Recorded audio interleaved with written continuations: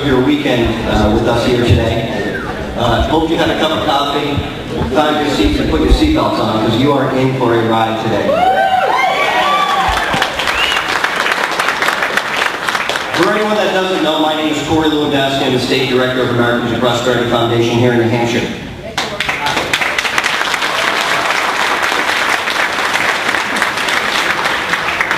At this event, there are many people who deserve to be recognized, but it just ain't possible to do. But first and foremost, I'd like to take the opportunity to recognize and ask him to say a few words about what's taking place in our state is the New Hampshire Speaker of the House, Bill O'Brien.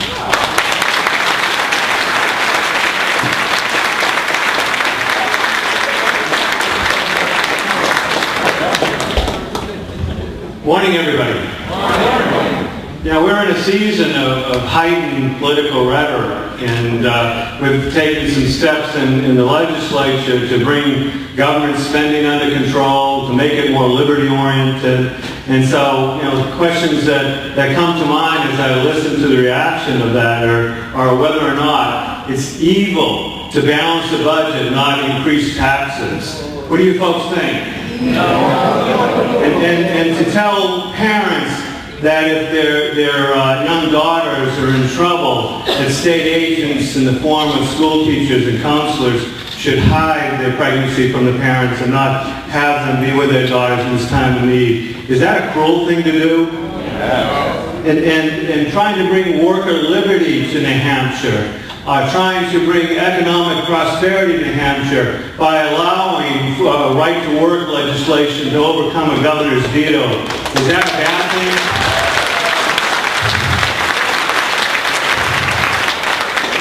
The people of New Hampshire, I think, responded to that type of rhetoric last November by giving the Republican Party 75% of each house of the legislature. And we've moved forward with legislation that assumes the answers are that a balanced budget and that family rights and that liberty is what the people of New Hampshire want. And we're going to continue with that. We have constitutional amendments that we want to present to you folks to decide whether or not you want educational definition and funding to be a local issue rather than one that is controlled at the state that would require an income tax or sales tax to fulfill.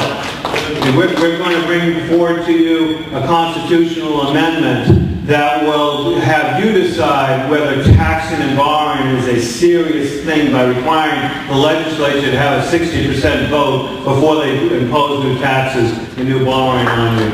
We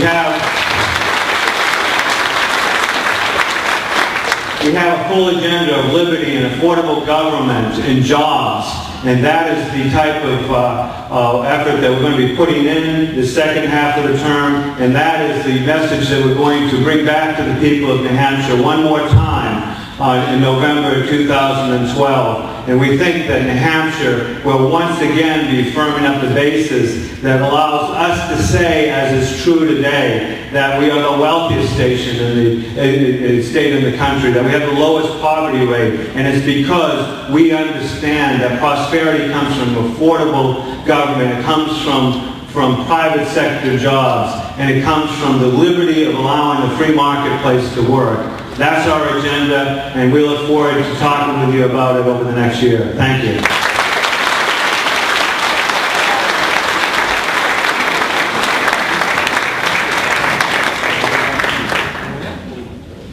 Thank you, Mr. Speaker.